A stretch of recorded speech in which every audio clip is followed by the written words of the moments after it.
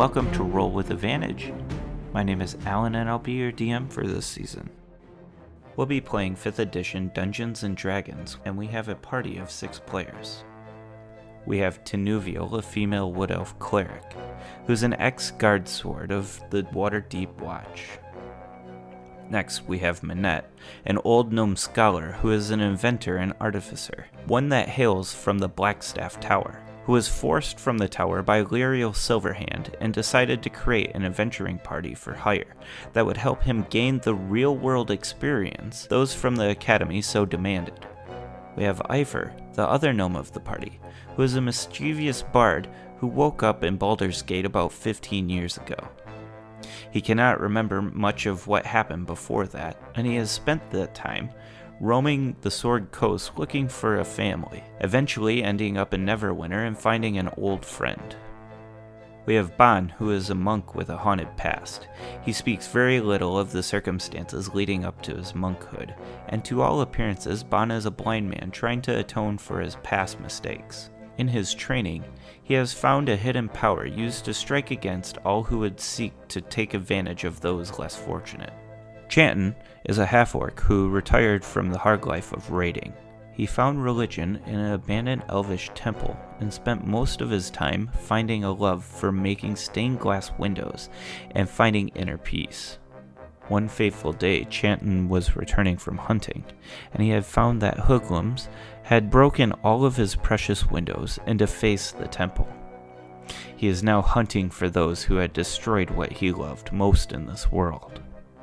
And last but not least, we have Keo, a Selgrin kobold from the north who has inherited an old spellbook. He's in search of answers about the book and about the location of his father, who he thinks is a great metallic dragon that resides in something called the Emerald Enclave. Our cast will be introduced in more in depth throughout the rest of this season. In this season, the party will be playing through 2 pre-made campaigns, both published by Wizards of the Coast. The first part will mainly take place in a small town called Phandalin, the centerpiece of the Lost Mines of Phandelver campaign. The town is found just southeast of the coastal city Neverwinter.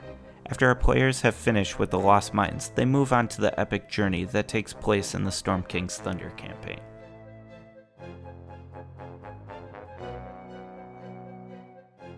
Our first session was not recorded, but here's what happened.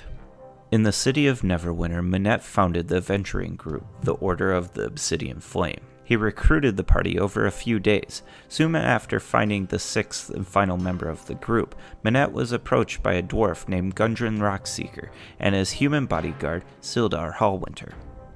Tinuvial recognized Sildar as a decorated fighter in Waterdeep's Griffin Cavalry from her time in the Waterdeep Watch. Gundren offered the eager adventurers a small job to escort his supply wagons to the general store called Barthen's Provisions in Phandalin. Gundren also took a cleric of Helm who is very partial to alcohol and has been recently cast out of the temple in Neverwinter and forced to make a pilgrimage to a town hundreds of miles east of Neverwinter. After half a day of riding, the troop breaks for lunch. Gundren opts to ride ahead with Sildar, as Gundren was very excited to get back to Phandalin. The party traveled for another day following the trail of Gundren. They came across an ambush site after a tough-fought battle with some goblins, just to learn that Gundren and Sildar had been abducted. Keo starts to fillet the deceased goblins to make jerky, while the rest of the team pumps the 2 surviving goblins for information. Minette finds out that the dwarf and human were taken to a nearby hideout, and Chanton persuades the goblins to lead the way. After being shown the way to the hideout, the party fights to find Gundren and Sildar. Only Sildar is found though. Soon after, the party finds and kills the leader of the raiding parties, a large bugbear named Clark. Within Clark's den is an extremely large cache of stolen goods, stamped with the Lion Shield Coster's brand. Now, to continue the action.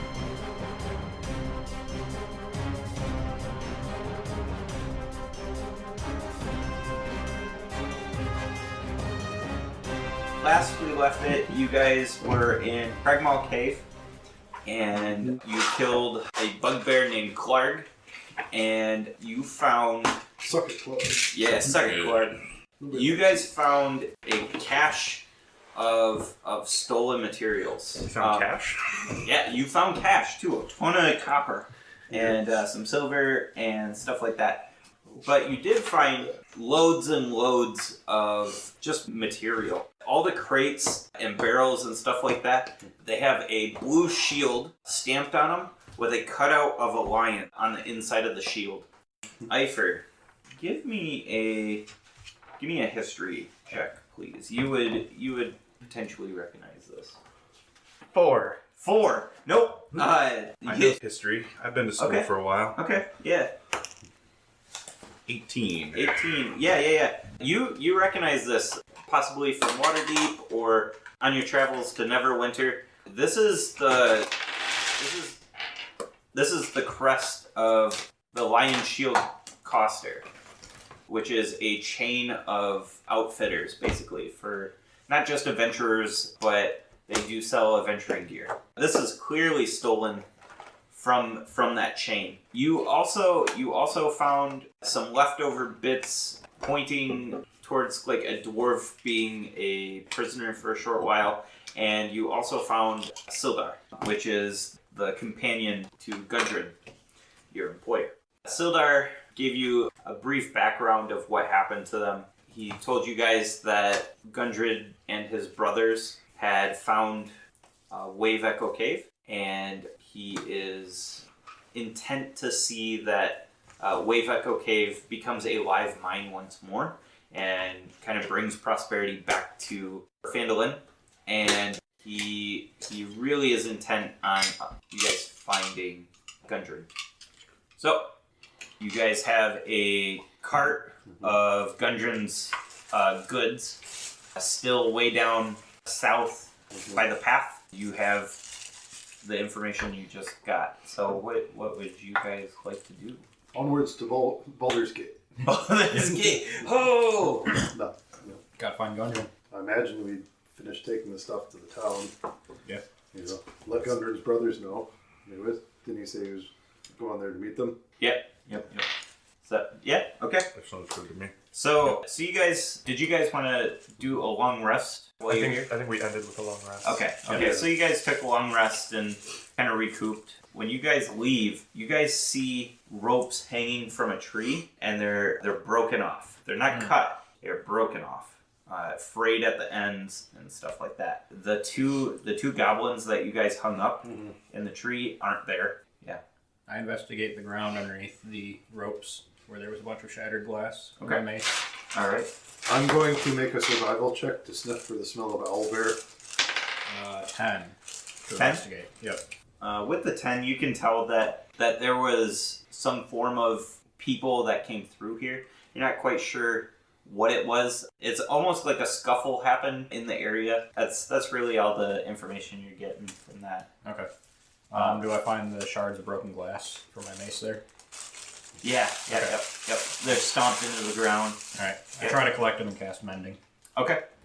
Yep. Recreate my mace. Yep. Cool. Yep. That's a lot of casts amending. Yep. Yeah. Do I smell any owlbears? At a what? At a 6. At a 6? Nope. Not At least at all. there aren't any owlbears. Yep, there are none around. You guys can kind of pick your way back to the trail that you were coming in through on Tribord Trail. Who's leading the pack? I'm not the most perceptive. Bon and Tin are just hanging back. They're kind of versing with the cleric that you guys have been rolling with. Are they sipping from his flask? Yeah. Yeah, basically. Yeah, who wants to lead the group? Well, feeling good after, just surviving my very first battles ever. Metagaming, I have a passive perception of 10. Okay. So I totally take the Noted. lead. Okay. All right. I'm gonna be right behind Keo. Okay. I lick Yeah. my claw. I think it's this way. And I start north. North? Okay. So you start heading north. Make me a survival check, would you, Keo? 11. 11. Yeah, you start heading north a little bit, and then you start to realize, like, this is kind of the way we came in. That's into the cave. Yeah. And you start making your way back. You guys eventually find the trail you guys were coming in on. It wasn't too hard. The hardest part, though, is that the trail is windy, and it kind of like splits apart and comes back together, and it goes off into different ways, kind of as a defense. Did we mark those traps? No. Or at least remember where they were? Wait, we said traps? I would. There's a pit trap. They didn't get marked. Oh, the traps of The traps that we were I gotcha. led around. Yeah. I know the pit would be the first one we'd hit. I mean, I think my character would. Manette would think he would know. Sure. Yeah. Give me Intelligence checks. an intelligence check. That's bad. I have Featherfall. Good thing you're leading. Give me that. Good thing it casts on a reaction. 5. No, nope. You feel a little cloudy on that. You tried D20. You tried.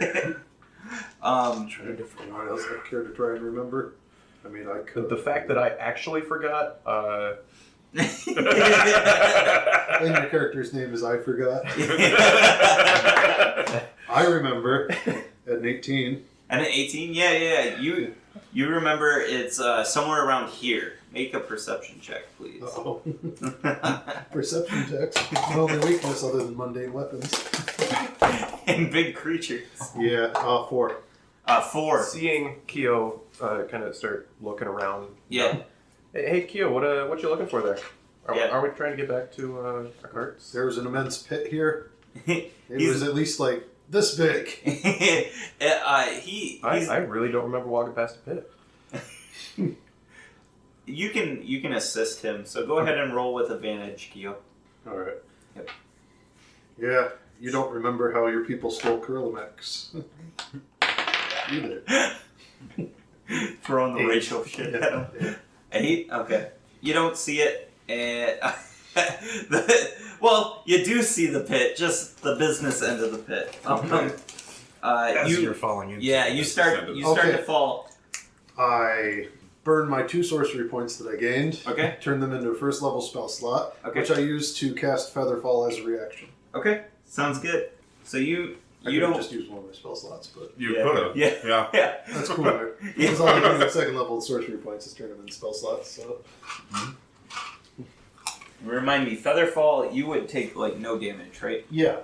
Okay. And I Doesn't it cast it slow on you all down, of too? us. We Okay. all fall slowly. Yeah. It's but I'm the only one on the pit. Yeah. It's a 6-foot wide pit. As a reaction to Yeah. seeing him fall, since I'm right behind him, can I reach out and try and grab him? Yeah, absolutely. I would just. I start to float like a feather. Yeah. That would be You're flying, a Kyo. athletics or I'm a real dragon. Dexterity. dexterity. Yeah, just flat six. 13. 13. Yeah, you're able to grab him, but there's like hardly any weight in your hands. I mean, that's just him normally. Yeah. Yeah. And you're able to. You don't even need to make a strength check. You're able to pull him up just Okay. fine. There's the pit. Yeah. He's hanging I in your told you it was around here. Yeah. So the pits all collapse. It's about 10 foot deep. It's a pretty deep pit. You guys narrowly dodged it. Although if I remember right, the way it's written, the pit is shallow on one side. Yep. So you can walk out of it. Yeah. It's more of like for the fall. Yep. So, Do I notice any Coming this travelers direction. down to the bottom of the pit? what's that? Do I notice any bodies of travelers in the bottom of the pit? Bones or anything of that like? 16. Nope. This pit doesn't seem like it's ever really been used. It seems like this is probably the first time it's ever caught something. Yep. It works. It works, yeah. And so you guys start making your way down the trail, making sure to follow the way that you guys came in. Theo, are you still taking the lead? Do you guys let me? Yeah, I'm still like really You're close doing a behind. great job, Keo. You got this. Keep it up. All right. I jump up and click my If I heels was a together. bard, you'd be bardically inspired.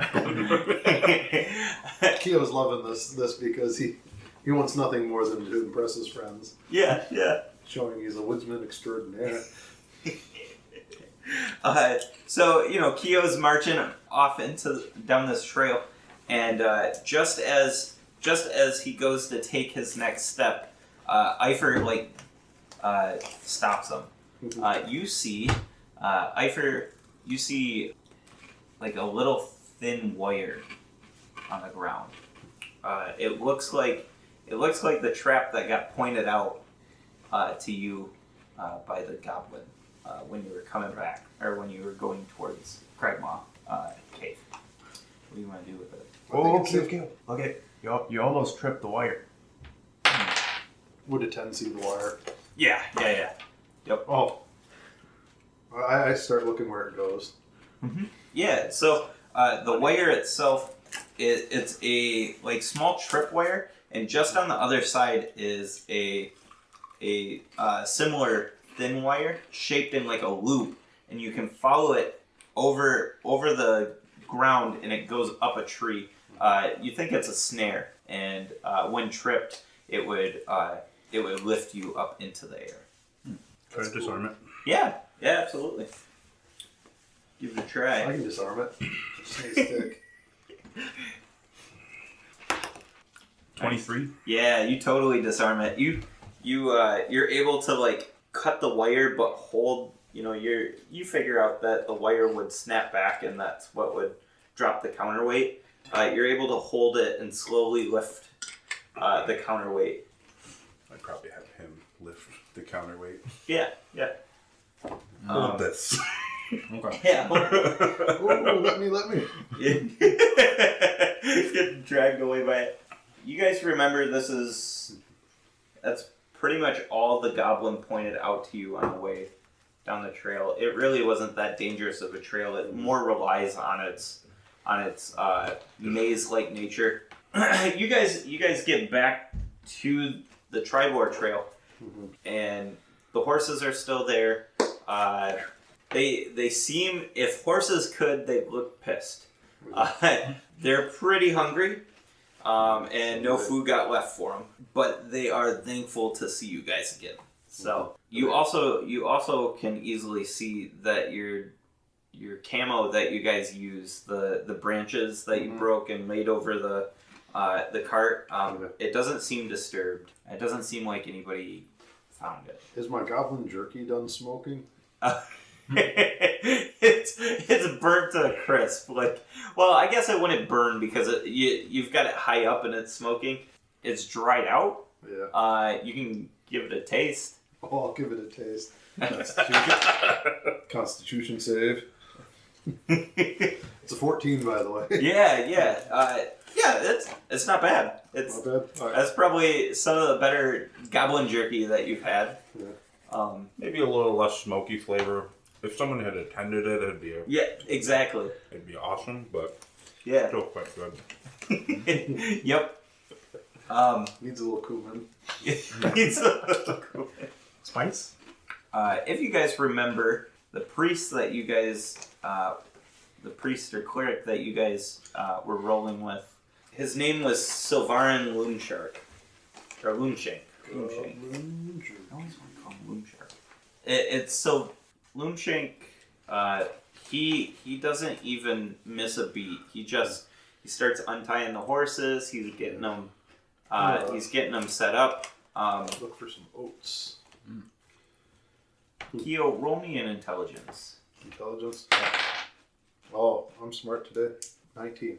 You're thinking and you're like, oh, oats.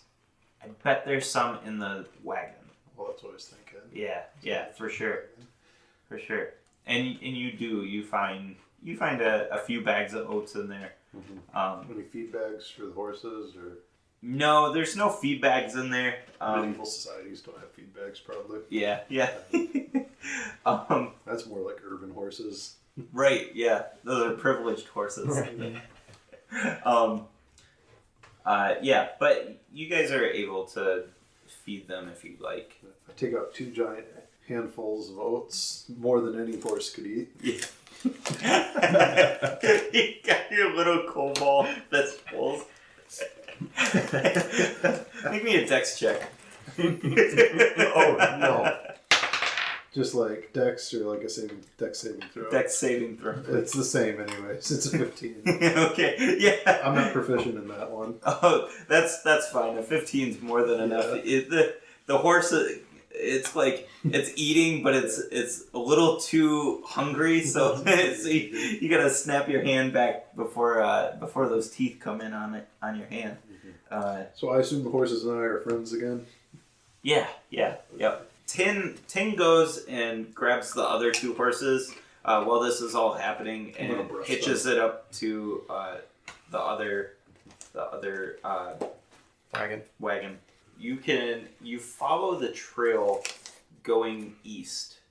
Okay. As we start riding, I'm gonna sit next to Bon, and about 10 or 15 minutes into the ride, hey Bon, I don't think I ever told you this story. It had to have been probably 2 or 3 years after I'd been wandering about, and I'm gonna pull out that book that I just found in the cave. Yep. And I'm gonna start reading him the book as if it was something that happened to me. Okay.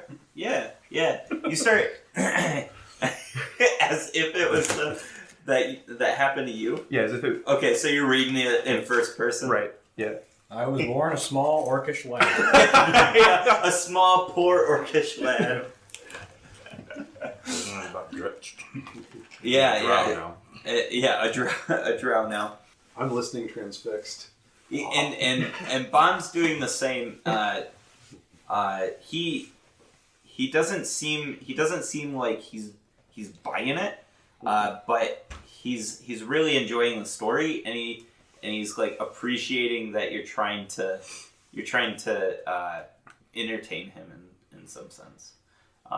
He seems a little disjointed from the group, a little concerned, and it's weird because he hasn't been saying much.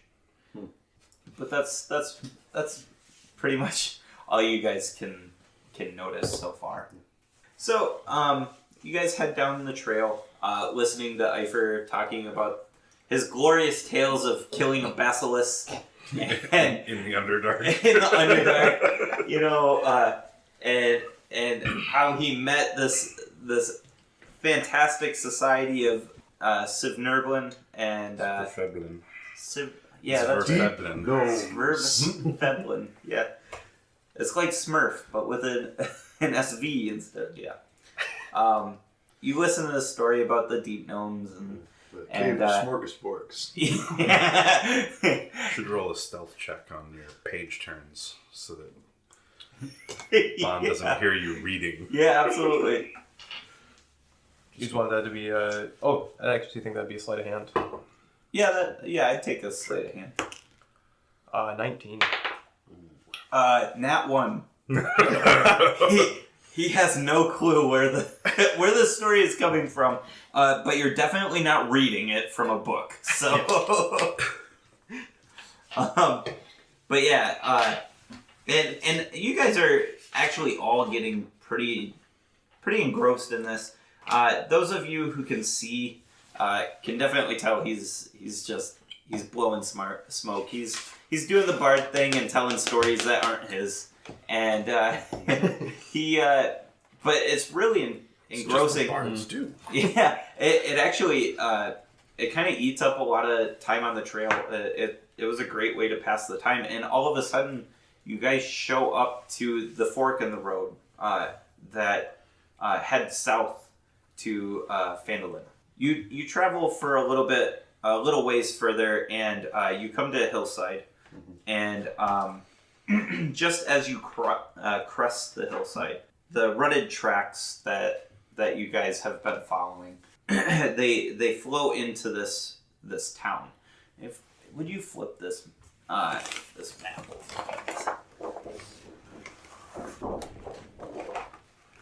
This is the town you see.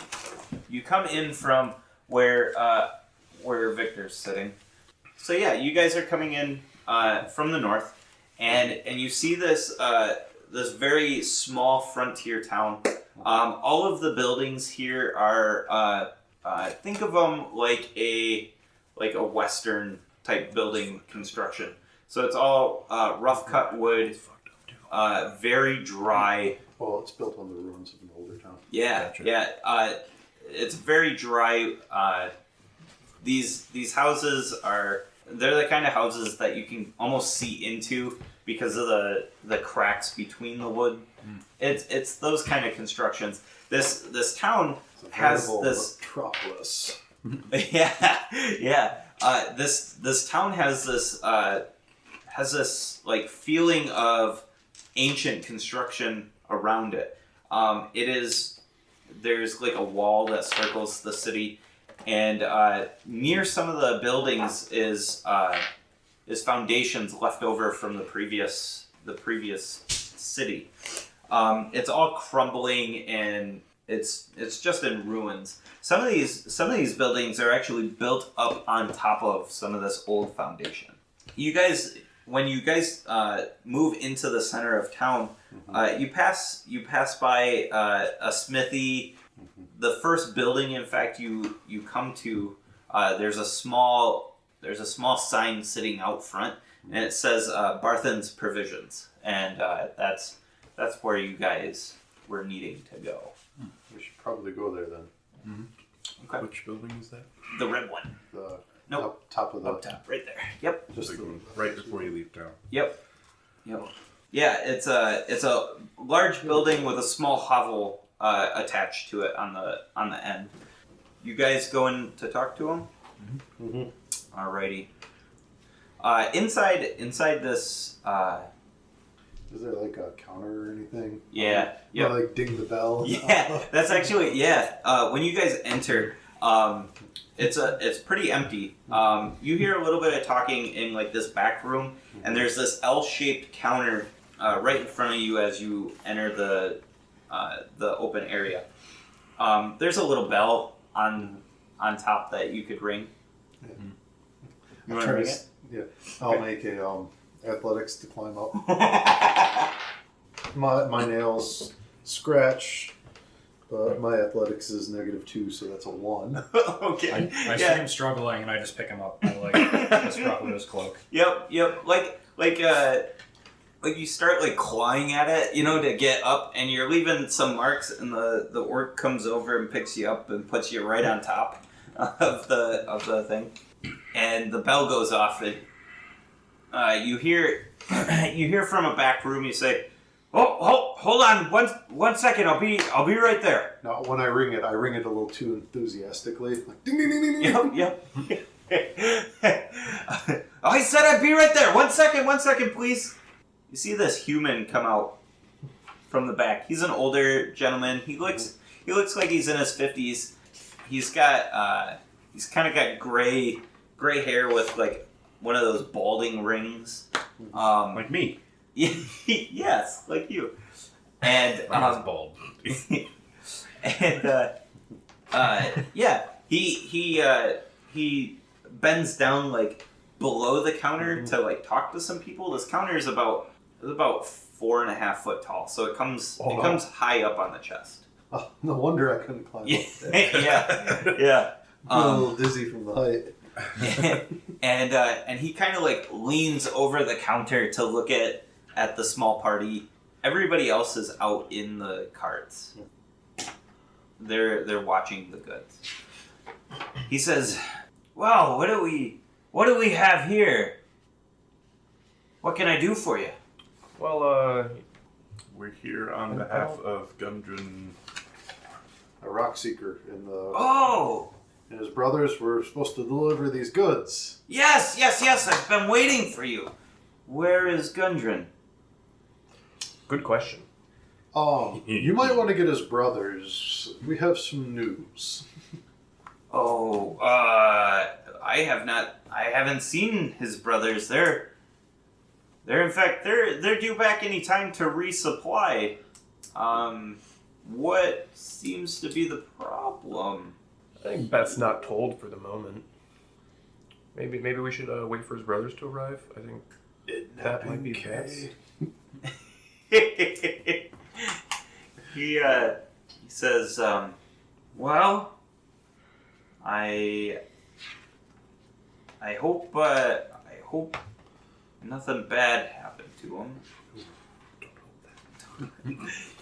Says, I say I hope the same. Yeah. Where's Sildar? He's out in the cart. Out in the cart, but no Gundren. We should wait for his brothers. Maybe Sildar should explain. Yeah, The DM's trying to dissuade him. Where's Sildar? I was told that Gundren told me that he was enlisting a man named Sildar as protection.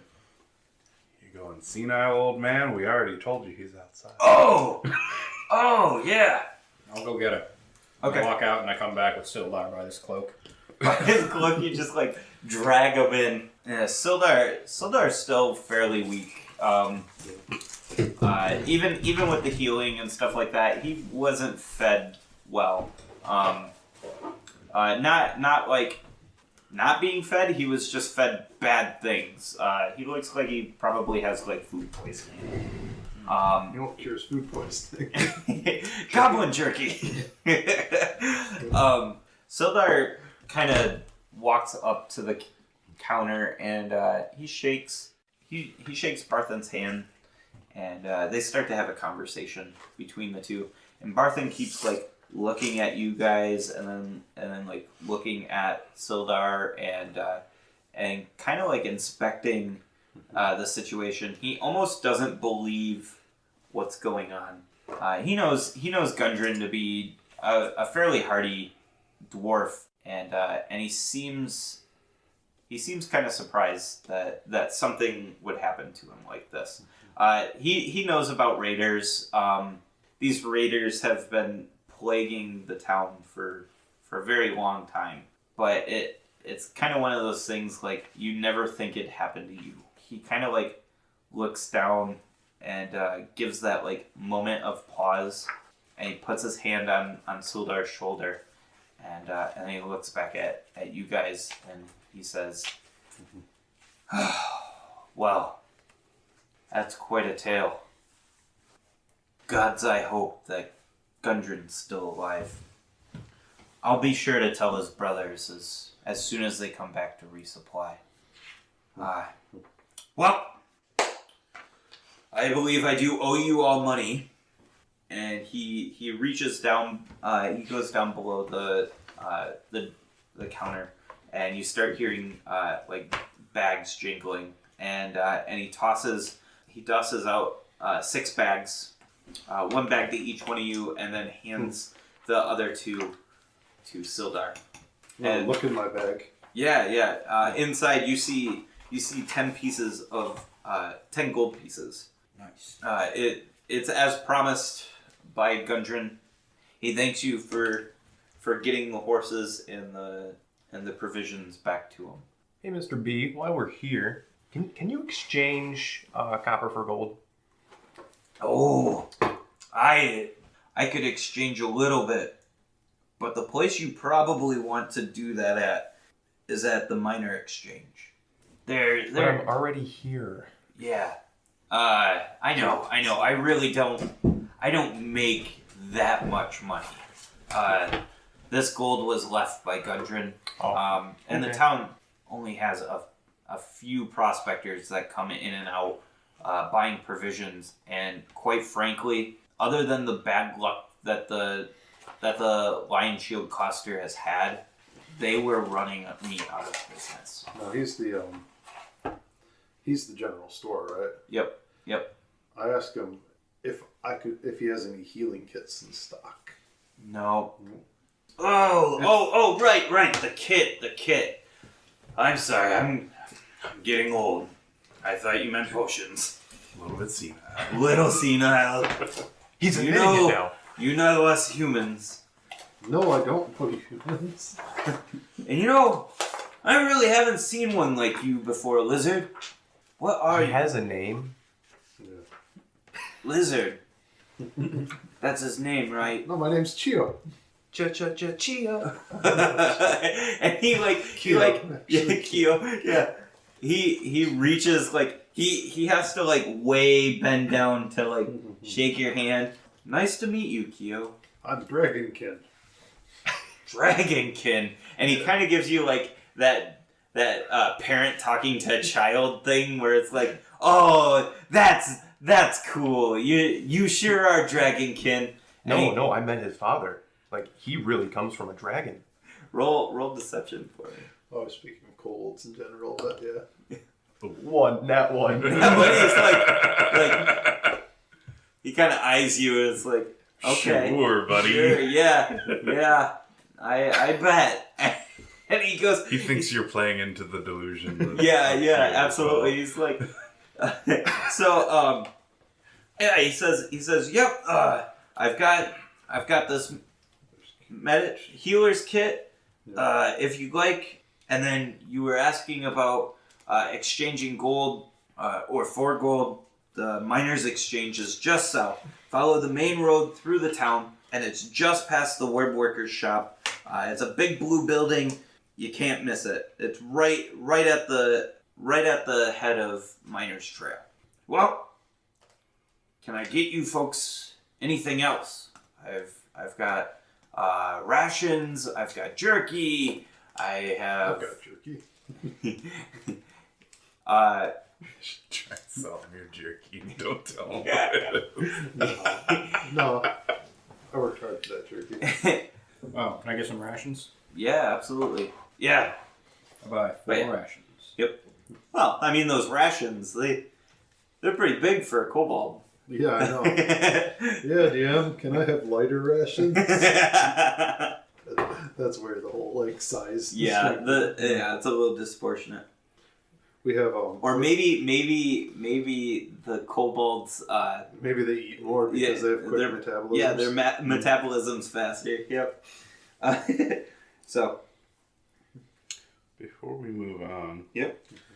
I did complete my bag of holding as we leveled up. Yep. Okay. And I'd like to roll on the minor properties table. Okay. Yeah. Since it's my own creation, can I roll twice and choose which one I want? Sure. What properties are you rolling on?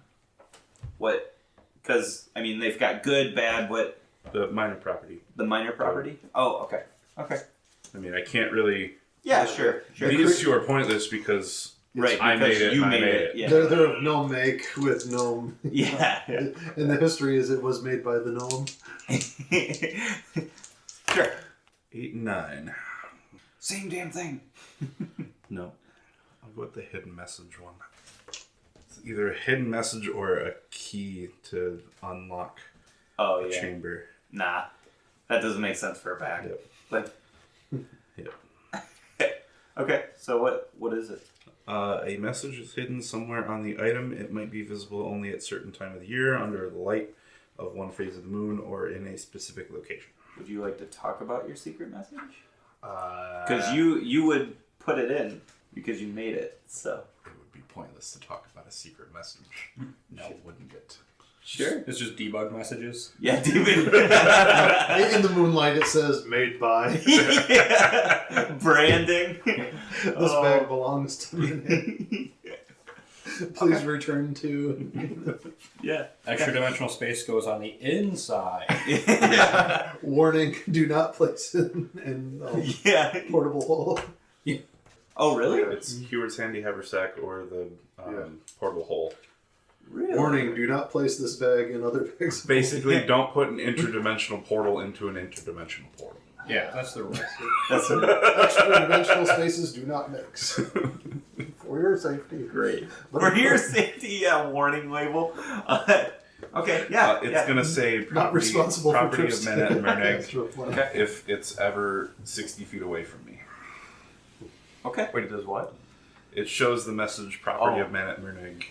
Please return to Blackstaff Academy if found, if it's 60 feet away from me. Okay. If you have a bag of holding, would you mind carrying my rations? Sure. All right. You have now become the mule. Yep. I am the mule. So how a bag of holding works in this setting is you have to put your hand in there and think about the item, and then it'll come to your hand basically instead of opening it and it's just like a giant purse. Retrieving an item from the bag requires an action. Yeah. But if the but bag it's is overloaded, flavor text. pierced, or torn, it ruptures and is destroyed. So I guess Contents are scattered in the astral plane. Okay. Yeah. So we can find not them. do that. Yeah, don't blow it up. So, anyways, does anybody buy anything else? 20 pounds in your bag. Does he have any like panes of glass? I mean, in the windows. Yeah. I don't think he'd sell those though. Nope. Probably not. Might You get a can little try. bit cold here without it. Yeah. Okay. That's So just half my equipment weight. Yep. You don't have any carry that. So. he says, well, before you leave, there's a few things you should probably know with being new in Vandalin. One thing is, you should probably stay away from the sleeping giant. There's a band of ruffians in town called the Red Brand. They like to cause a lot of havoc, and I would suggest staying away from the sleeping giant the sleeping giant. That's their watering hole. Plus, it's a complete dive, kind of nasty. Is there more than one tavern here? Yeah. Obviously. Yeah, you can get drinks at the. Just stay away from the only one here. You can get drinks at the Stonehill Inn. That's your best bet. I asked him if he's interested in buying a tinderbox. A tinderbox? Look at this. It's an excellent make. Yeah, sure. Let's see. And he like values. what's that? Yeah. He inspects it. Let's see. It was given to me by a nice man. he you didn't give it to me, did you? No, Okay. no, He looks I like- didn't give this to you. He like looks it over. He says, It's not stolen. I'll give you 2 silver pieces. Okay. All right. Sounds good to me. And he leans over, shakes your hand, and I'm like, one for each hand. yeah. He like pats you on the head, and he like scoots back, and he I realized I can make fire.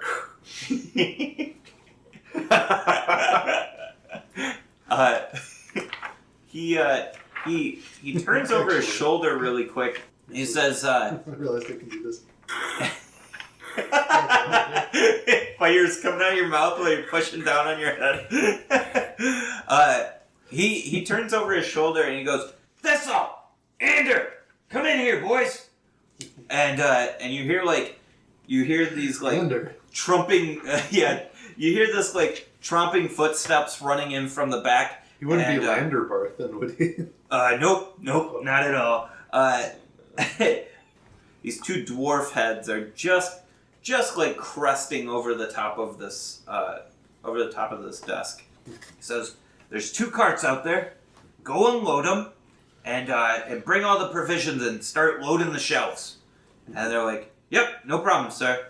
And they go out and start doing that. He looks back to you guys and he says, "All right, well, if you have no more business here, I'm sorry, little one." You said the name of the tavern to avoid was the Sleeping Giant. Sleeping Giant. Yep. The one that we should go to. Stonehill Inn. Stonehill Inn. Yep. That's actually probably the best place for you to rest your heads. And Sildar he's nodding his head. He says, "Yep, that's what Gundren said. I plan to get a room there."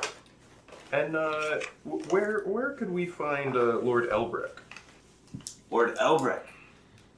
Well, he has not been in town for a long time. So, Lord Elbrick and Sildar is kind of, he like crosses his hands and he like leans against the counter, and he's kind of facing you guys, listening to the story, and and kind of dreading the recounting. More of like being sad. And Barthen says, well, a long time ago, Lord Elbrecht came, and he said he was some representative of the Lord's Alliance, and that they wanted to help get Phandalin back on its feet. And he was here for a little bit, and he started snooping around up at the Trestor Manor. I'm sorry, that's my old man-ism. The Tresendar Manor. Yeah, that one. And it's just out east of town. It's on a big hill. You can't miss it. There's ruins. It's in ruins. And he went up there one day, and he never came back. Some people looked for him, couldn't find anything of him. Everybody in town just kind of brushed it off and thought he left. At that end part, Sildar kind of like is looking down and he shakes his head. He says, I really don't believe that part. About leaving town? He would not leave his post. He is not that kind of a wizard. Why exactly was he up there to begin with? Oh, I don't know. You know them wizards. They do their own thing. They're up looking for things and down. I don't have a clue why. The guy met a wizard once. He was looking for bat guano for no reason. They're a weird sort. Yep. And Sildar addresses you guys and he says, well, I'm going to head off to the Stonehill Inn and try to get myself a room. I'd like to have some good food, rest my head. I suggest you all do the same. We've kind of been through a lot. Well, what time is it? What time did we arrive during in the town? day, you guys came into town late evening. So it's getting it's like pink outside. Like the sun's just getting down to the horizon or just touching the horizon. So we were on the trip here most of the day then. Yeah. It took you guys a good portion of the morning to get down the trail back to the Tribor Trail to where you guys found your carts, and then it took the rest of the day to get to this space. Okay. He had mentioned the Lion Shield Coster at the Business 900. I asked him if he knows where that is because we found some stuff that we think might be theirs.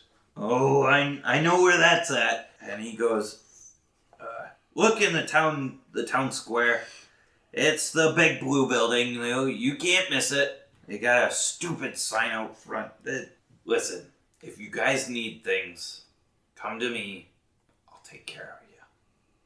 What? They're a chain. They're a big box store. They're not going to be willing to deal with you. If you need something, come talk to me. I'll help you out. I could use some swords. I don't have swords, young one. But if you need anything, packs, pittons, anything for mining, let me know. Do you cook? Me? I mean, I can't. I heat things up, yes. I would not consider myself a chef by any means, but I can survive. I think I might want to talk to him about, teaching us some things about jerky. Mm-hmm. Yeah. Jerky. My jerky's perfectly good. He says, well, wet and gamey jerky. It's kind of green, like it's got that green sheen to it, and he kind of looks at it, and he does not have a good look on his face. He says, "Well, I'm no expert at jerky. I surely could show you, but really, if you're looking for someone to teach you about jerky, you should check out. You should talk to Edermath. He used to be a adventurer, and I guarantee you, he's made a fair bit of jerky in his long life." You said his name was Edermath? That's his last name. Yep. His I would suggest addressing him properly. I But think I'm done with my goblin jerky. okay, and but if his first name is Duran. And where can he be found? Oh, he's just north of town. The first road you come to when you're coming into town, go right, and it's at the very end. You can't miss it. It's a big orchard. Okay. Alrighty. I think we're all set. Yeah. I pick up the kobold from the counter and place him back on the ground. Whee!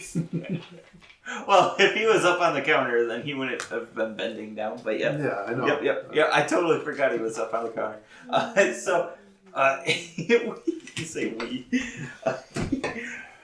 He says, "Well, it's nice to meet you all. I kind of wish it wasn't on such bad terms. I really hope Gundren gets home safe. We'll do everything in our power to make that the case. Please do. Please do. For our sakes, I surely hope you do." And he says, "Well, I've got things to do. I've got things to clean and take care of. Please just feel free to ring the bell if you need anything else, or grab one of the dwarfs."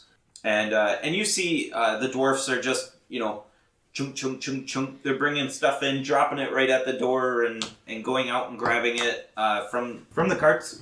And Barthen walks around over to some of the stuff at the door, and he starts picking through it and putting it up on the empty shelves. Okay. Where would you guys like to go? Well, we can check out the manor. It's probably one of You these could ask two him too. Yeah. Probably one of the two big ones. We should probably return the stuff to the Lion Shield. I mean, Okay, off to them. All right. sure. So you guys, They're on the way to Miners Exchange anyways. Yeah. So you guys get to the center of town. It's really easy to tell the Stonehill Inn. It's got a big grand sign, probably the biggest sign you've seen in your life, Keo. It's about 4 foot tall, and it's hanging on chains between these like beams. It's a very large sign. It's well constructed. Is it? Yeah. Too bad I'm not playing that character. Yeah, I know, right? And then in the north part of the center of town, there's a shrine amongst some rubble. So there's like a rubble outcropping. Yep. And then a shrine of some lady inside of this circle of rubble. At the south end is the Lion Shield Coster, and you can't miss that as well. It's got a nice big sign. Second biggest sign I've ever seen. Yeah, no, it's not the biggest. I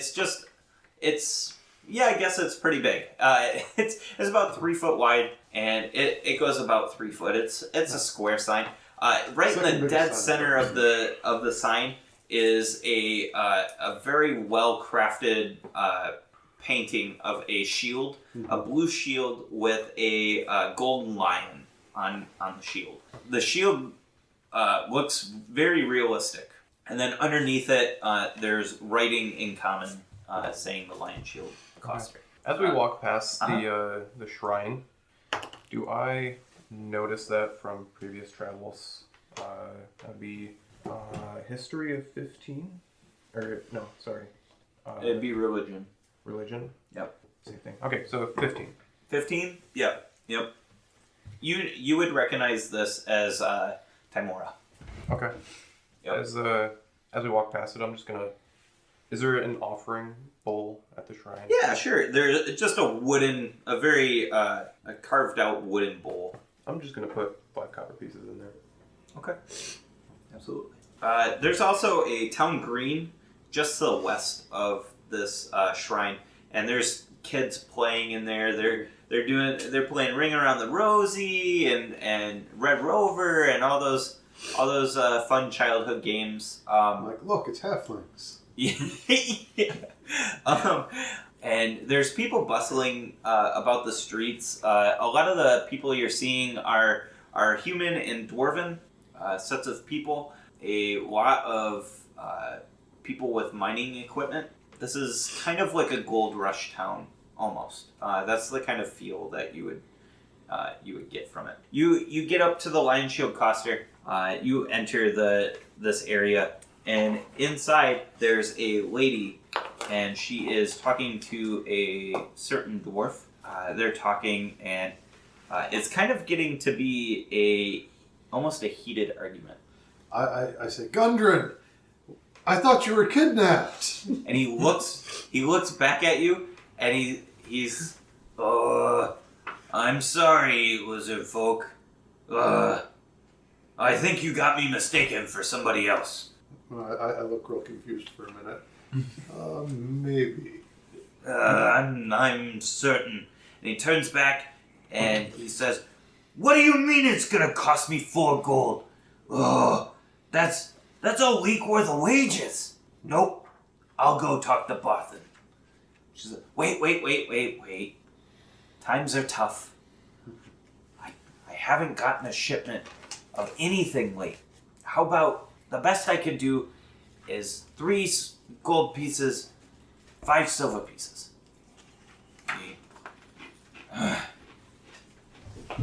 Prices are high. He spits in his hand and he puts it out to shake the woman's hand. She looks disgusted at him, but she shakes the hand after spitting into it. And 150 copper. About tree fitting. and she pulls out a few provisions and like loads them into the dwarf's hand, and he kind of like does his dwarven swagger out of the coster, and he disappears into the streets. I'm gonna spit into my hand. I'm gonna stick it out and say, "Hi, I'm Keo. I think we might be able to help you." Yeah, it just spit just kind of like hangs from her hand or from your hand, and she kind of just is like, and she spits in her hand. She doesn't wipe it from the previous time. She just spits in her hand and she slaps it, and just a big wet slap into your little tiny palm. And there is a lot of spit, like a lot of human spit. People are weird. Yeah, her hand like clasps around yours and shakes it, and she says, "Well, lizard." Now I look at my hand like it's kind of gross. I press to digitize it clean. And she perks her eyebrow and she says, "Now, what are you looking to help me with?" And you're looking around this shop, and it is bare. Like imagine like all of these shelves, like 4 shelves high, wrapping all around this like large open space, and there's small aisles going through the space with 4 shelves. Everything is bare bones. There's like, you can count like 6 things on the shelves. It is completely empty. And she says, "What do you think you can help me with?" We were in this cave and we found some boxes. Boxes? Yeah. Okay. What were in these boxes? I don't know. They're not our boxes.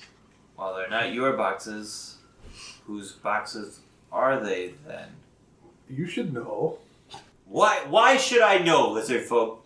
Why does everybody keep calling me lizard folk? Well, you're a lizard, and you're a person. I'm born of dragons. So you're folk. You, sir, are not born of dragons. No. I seen it. Deception check. Like she's 11. never met a dragon 11? before. Yeah. She eyes you. She doesn't believe you in the slightest. Well, do you want the boxes or not? I don't know. I have no clue what's in these boxes. What do you want for them? Well, they aren't ours. We can't really sell them. All right. How about this, Dragonfolk? I'll go check these boxes out, and I will see to it that they reach their proper place. Can you lead me to these boxes? Sure, they're just up front. I turn around and start walking. What? We brought them with us. You would not be able to bring them. Okay, with you. they're over at Barthen's. No. Like, how much stuff was in this cave? Oh. It would take you days to like walk it all back to the. Oh, okay, I didn't. Yep. Okay, so it's in the cave. Yes, even with a bag of holding. I'm sorry. I tell her it's in a cave. It's in this cave. I draw out I pull out my chalk and I start drawing like on the floor. Yeah, in the dirt. Well, they're not dirt. It's a wood floor. Yeah, it's a wood floor. Yeah. Anyways, I take my piece of chalk and I start drawing out a map of the area. She sighs. And then I draw a cave, and then I draw boxes with the Lion Shield symbol on them. She goes right there. That's my symbol. That's why we're here. Why didn't you say something, Dragonfolk? I've been saying. Okay. So you found my goods. We would assume. Well, they have my symbol on them, right? Well, Finders keepers. Yeah. They're our goods now.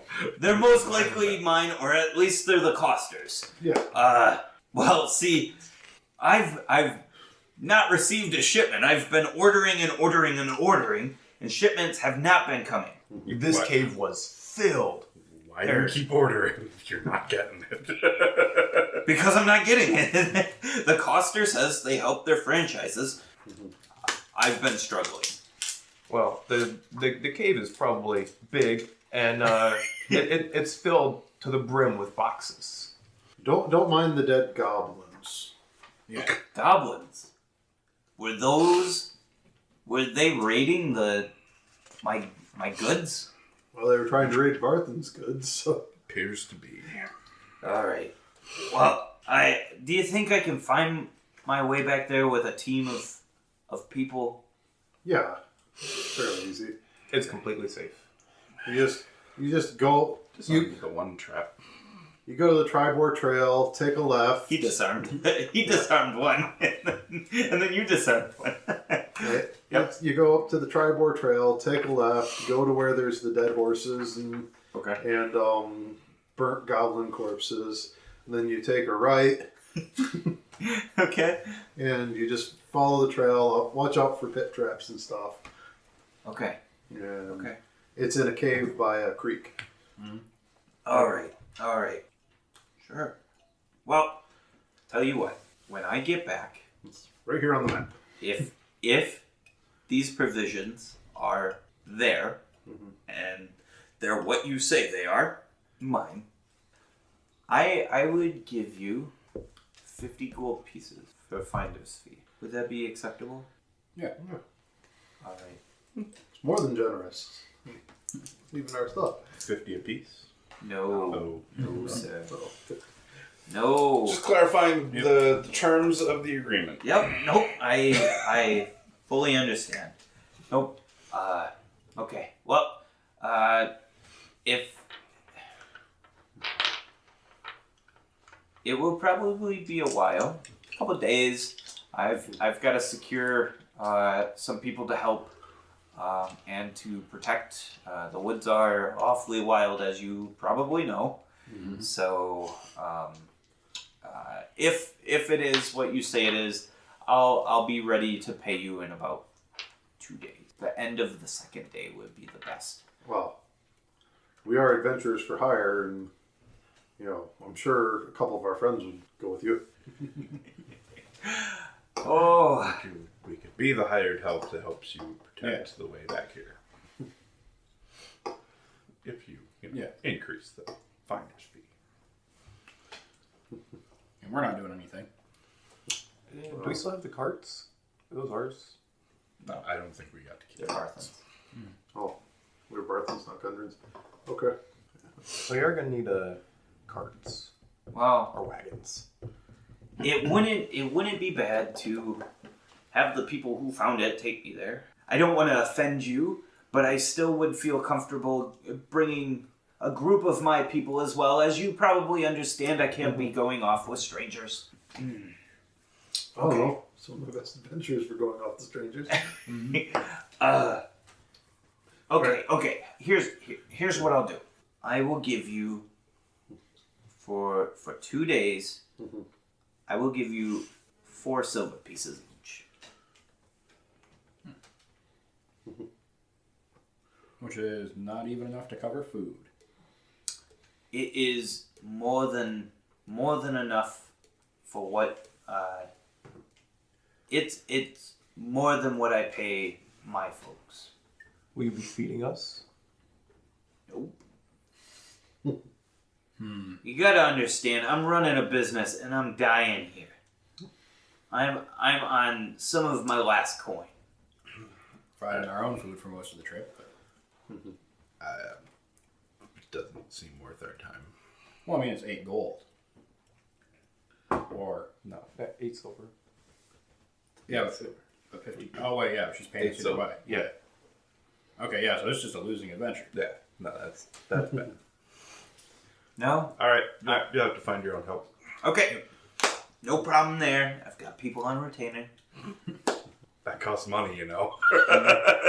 You should trim your business costs. That's money that's already spent. That's already spent money, though. Yeah. So Yeah. you know, if they're already on retainer, then she doesn't have to pay them for the trip.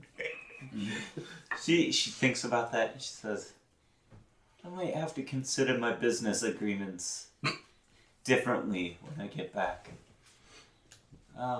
Hopefully what's there is what you say is there. And she says, okay, meet me here on the end of the 2nd day, 2 days from now.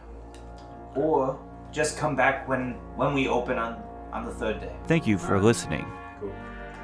Let us know what you think in the comments, and please subscribe. For more on Roll with Advantage, check out dmstable.com. The music you heard on this podcast is brought to you by the fine people at incompetech.com. We hope you enjoyed Roll with Advantage.